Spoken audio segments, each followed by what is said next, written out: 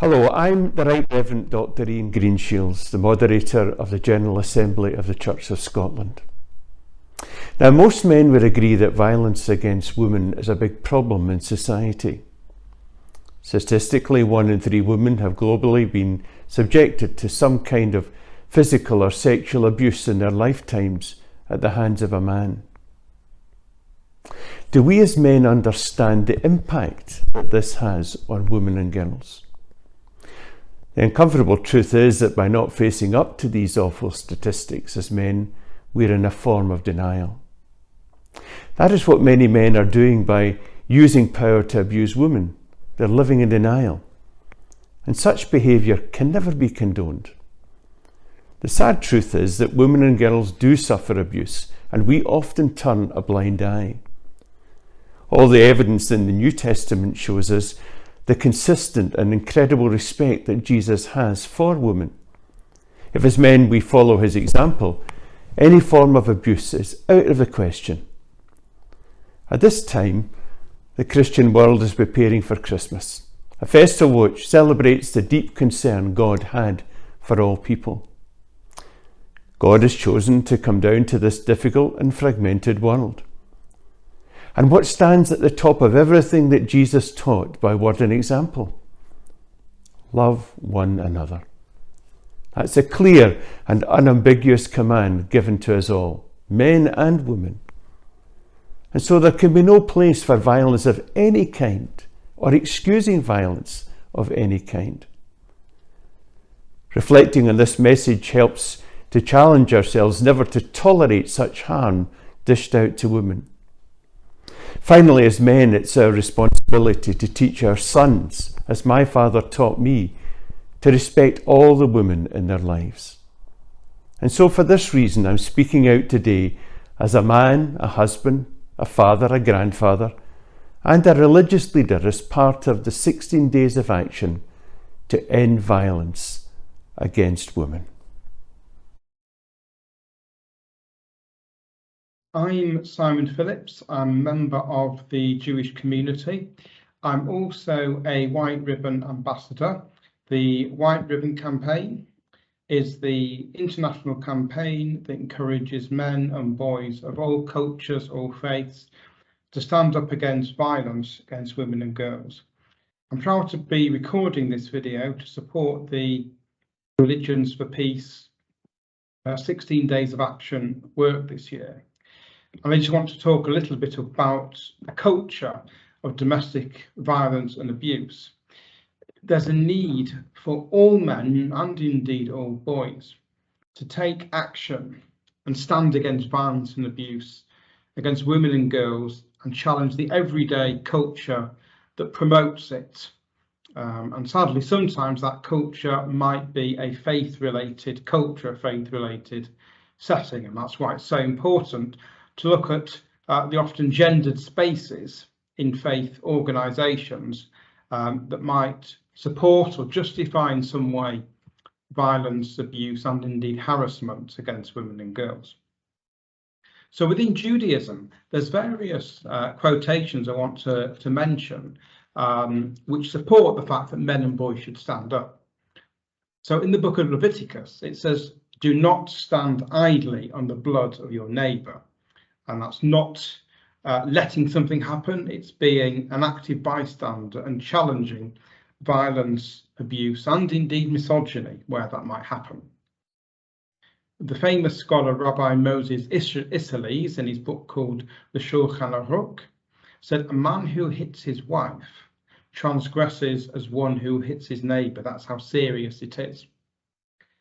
And the scholar Maimonides, Rabbi Moses ben Maimon, in his Mishnah Torah opus, said, "Thus commanded the sages, a man should honour his wife more than his own body and love her like his own body." And in the Talmud, which is the compendium of learning from all sorts of different sources, it says, "A man should not project excessive fear in his household." I also want to focus on something called Eshet Chayil. Now, Eshet Chayil is a prayer which is said every Friday evening as we welcome in the Sabbath. It's recited by mostly husbands directed towards their wives, but it can be recited by any male member of the family and directed against any female member of the family. Aisha Khayo is a prayer which means woman of worth or woman of valour. It actually comes from the book of Proverbs, as a matter of fact, chapter 31. And the custom was actually initiated in the 17th century on the basis that the Sabbath is an occasion of the mystical union with the divine, and often the divine in this case is seen as the feminine, the female. And that's how Proverbs 31, Aisha Khayil, woman of worth, that's why it focuses on this. And the idea that with the Sabbath, there should be renewed energy that starts the Sabbath, which can also be interpreted as renewed energy to strengthen our relationship with the female members of our family, but particularly with our wives. And what's interesting is it's actually preceded by 9 verses of instruction offered by an unnamed Queen Mother to her son King Lemuel, in which she warns him against drunkenness and debauchery with women, encouraging him instead to judge righteously and be an advocate for the needy. And so one way to read this is with King Lemuel, is that it's directed against his mother, but also against potentially a partner as well, encouraging him to act in a virtuous and ethically positive way against all forms of women and girls. So that's just a flavour of what Judaism says. I hope this has proved a really, really good insight, and I hope that this video supports the work that the Religions for Peace network are doing, and I look forward to supporting the work of faiths and culture in tackling gender-based violence and abuse. Hello, my name is Yogesh Joshi. I'm a Hindu and follow Sanatan Dharma. I'm going to share with you some thoughts on challenging gender-based religious violence from the perspective of my faith and understanding. In Hinduism, we worship gods as well as goddesses. The supreme being in the female form is on the same pedestal as a male form, and for some aspects, the female form is more significant. In fact, the goddesses are the key portfolio holders of some very important roles and things we would like to have and achieve. For doing well in education, we would offer prayers to Goddess Saraswati. For wealth and prosperity, prayers are offered to Goddess Lakshmi. And for protection and fight against evil, prayers offered to Goddess Durga. We even celebrate Hindu festival of Navratri, which is a 9-night celebration of the feminine divine. Hindu religion teaches us to respect and celebrate women's achievements. So it is quite sad that we are having to discuss gender-based violence from faith perspective. A very noticeable banner held by young women in recent protests against violence on women read, Don't tell your daughters not to go out. Teach your sons to behave properly. Why don't Indian Hindu homes teach their sons to behave, to be civil, and to treat everyone equally? Women across India have unanimously cited gender-based violence as widespread and persistent challenge, linking it directly to alcoholism and dowry, amongst other things.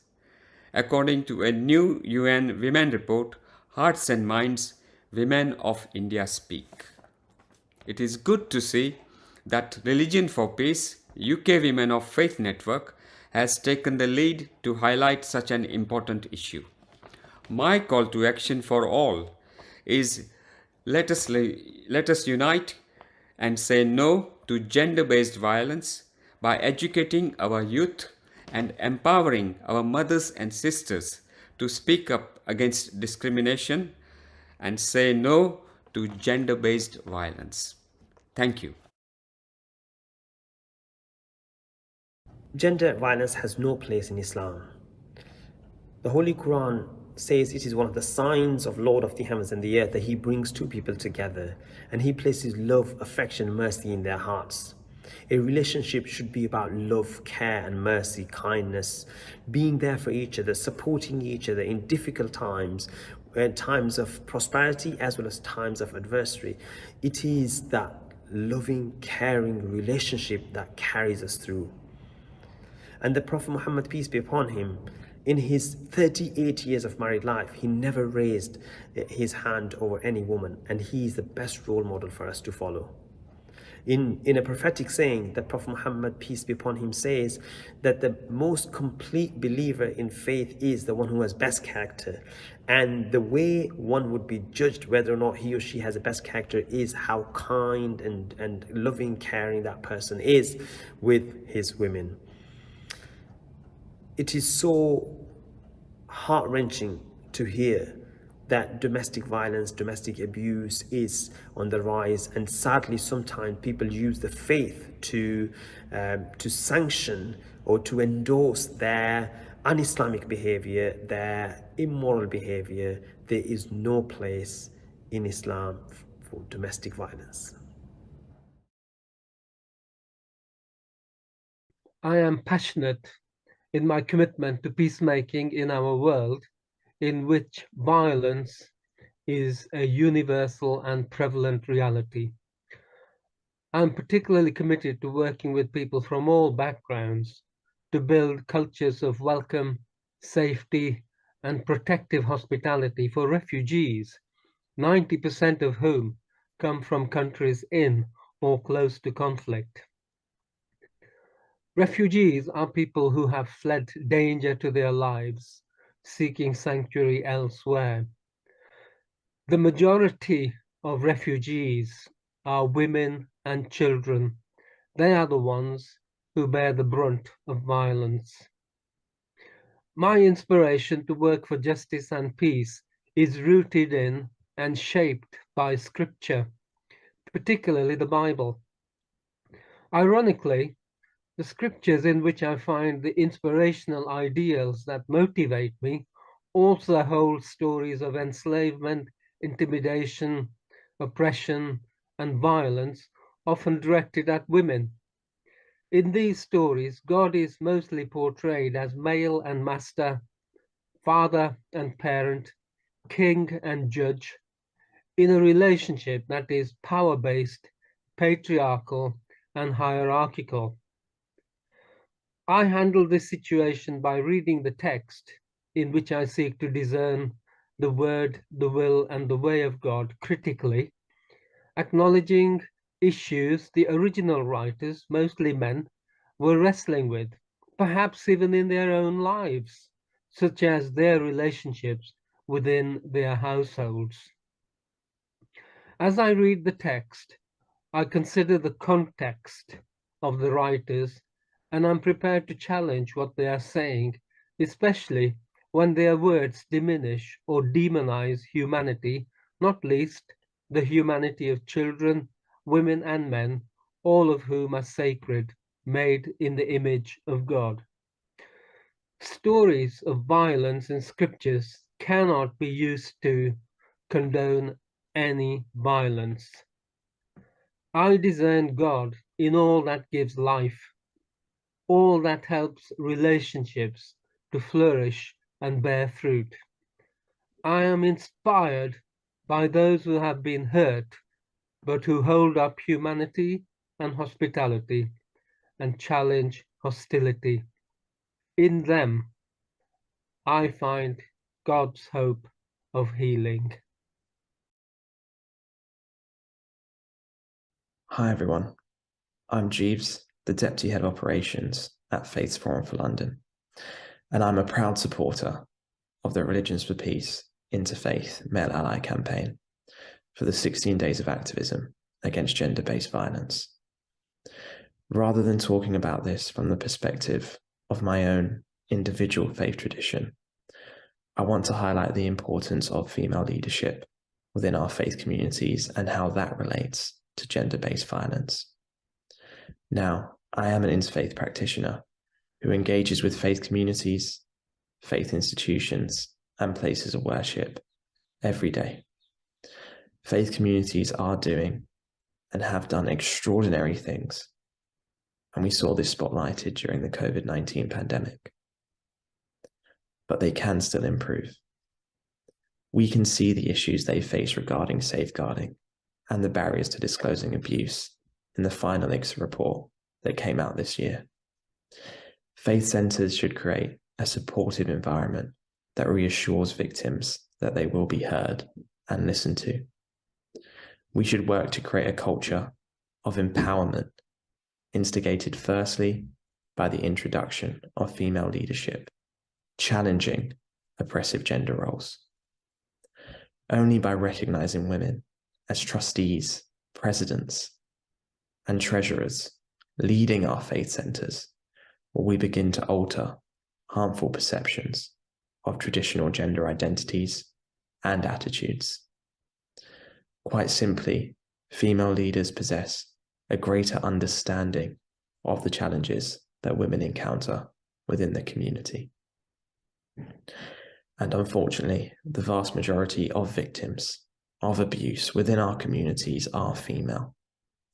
Therefore, in order to ensure the implementation of an effective safeguarding culture that prioritizes and reflects the needs of victims, an increase in female leadership is a necessity.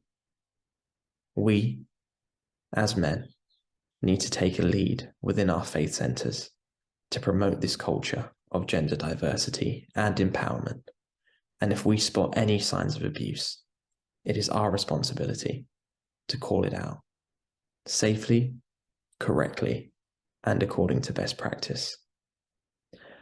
But most importantly, we must be supportive of victims speaking out. We must work towards the eradication of the shame attached to disclosing abuse and build trust amongst all members of our faith communities.